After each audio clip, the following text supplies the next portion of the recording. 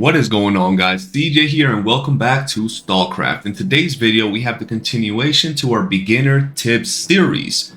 Today we have the mid-tier tips. You want to make sure you're doing all of the things we're going to talk about in today's video as you approach mid-game.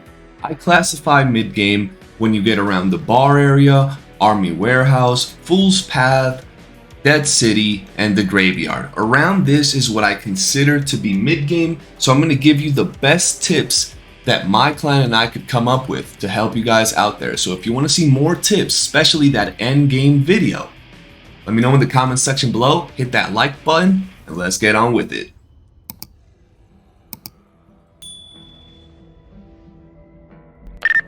The first tip I have for y'all is use your candle and sack, also known as your short-range detector.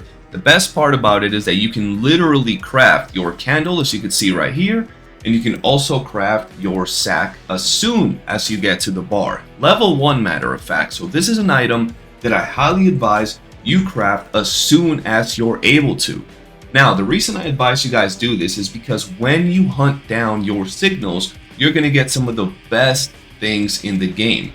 You're going to get a ton of garbage that you're going to be able to sell for tons of money. And now a lot of people look at this garbage and say, well, is it really worth getting? Yes, if you're doing signals, you're going to be getting a ton of garbage, great for making money.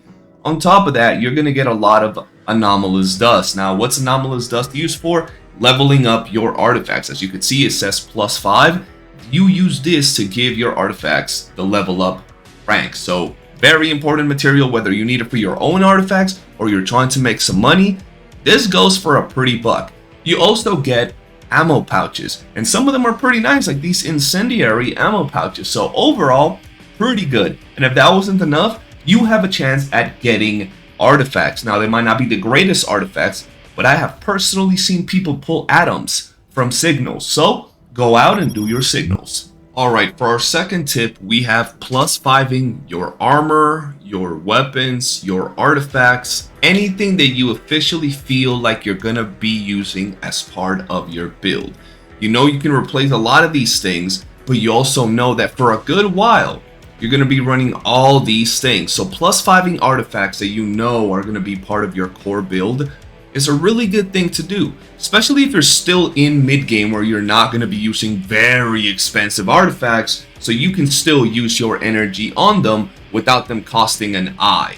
Overall, if you know what type of gear you're going to be using, this is the time to finally settle down. I don't advise you to do this earlier in the game if you're a new player, because you don't know what type of player you're going to end up being. If you're a sniper user, an LMG user, you know, there are many different types of players. So I highly advise to take your time, explore different armors, explore different weapons, and when you finally settle with a weapon, +5 your gear.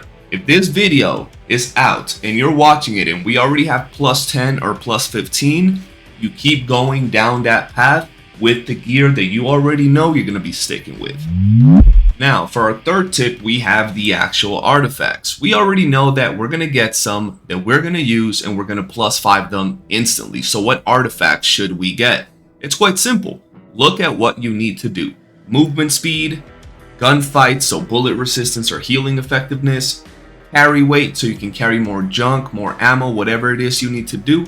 Look at what you need and then look at the market. I will upload a video that covers the best artifacts of every single type, so stay on the lookout for that. But for now, this part of the tips video for mid-game players is artifacts.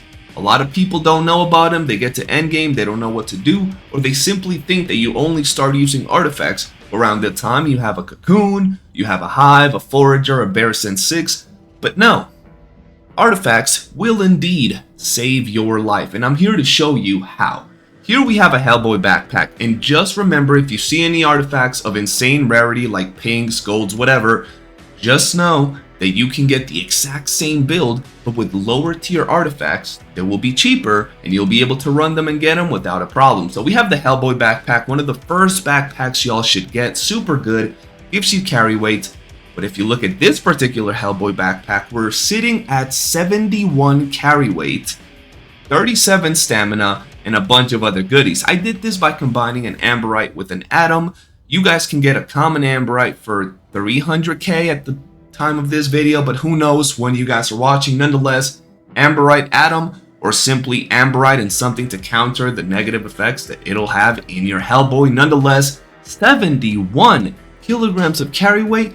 You guys are going to tell me that's not good for you farmers out there, but what about PvP? Here we have a KZS2, and we got a goldfish and a prism on there, and you guys can get both of these items relatively cheap early on in the game from the auction house. And this little KZS2 here gives us 50 bullet res and 14 kg of carry weight. You guys can see where I'm going with this.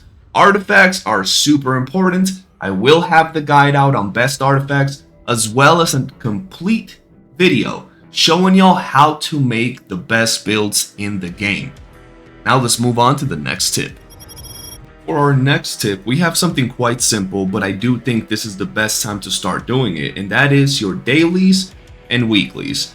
The main reason for this is that if you're in mid-game, you should be around the bar area, and you're going to need a lot of pickles, alpha data, batteries, and all these types of materials. So doing your daily is going to be a nice, easy way to get more materials as you're already grinding for them. So make sure you go out here to your quest list board and just accept as many as them as you can. Super helpful, and you're going to be able to get tons of mats along the way. The stash feature. Once you get to level 7 at the bar or level 5 with your respective faction, you will be able to purchase stashes, and these are pretty much your safe haven for your loot.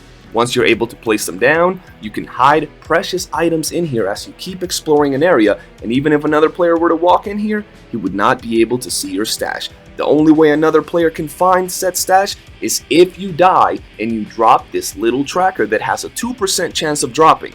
That's the only way they can find your stash. Other than that, make sure you're using these because they will save your life. For our next tip, we have something relatively simple, but I feel that a lot of people don't do, and that is upgrade your rounds. Use better ammo. Armor piercing, incendiary, expansive, all that good stuff is going to save your life as you get deeper and deeper into the game. Regular rounds will be good to do regular things like clearing some dens or shooting some NPCs. But if you just so happen to run into an enemy player, you want to make sure you have some fancy rounds. Incendiary, armor piercing, all these are great options. You want to start applying this to your shotguns as well, your pistols. All these things are going to help you get better in the game, and they're going to save your life in case you run into a random encounter. Alright, and that pretty much wraps up the video. I hope you guys enjoyed it. I know it's not all the tips for mid-game, but they are some of the most important tips you can apply as soon as you get to the bar in that mid-game area, and they will 100% help you out a ton. If there are any players out here, veteran or new players alike, and you want to share some tips, let us know in the comment section below. Make sure you watch part 1 of this 3-part video series as well. And if you want more hands-on action with the game, join us on Twitch at Deathsquad Gaming TV. For now, thank you for watching. Make sure you hit that like button, subscribe, and turn on bell notifications, and I will see you on the next one. Peace.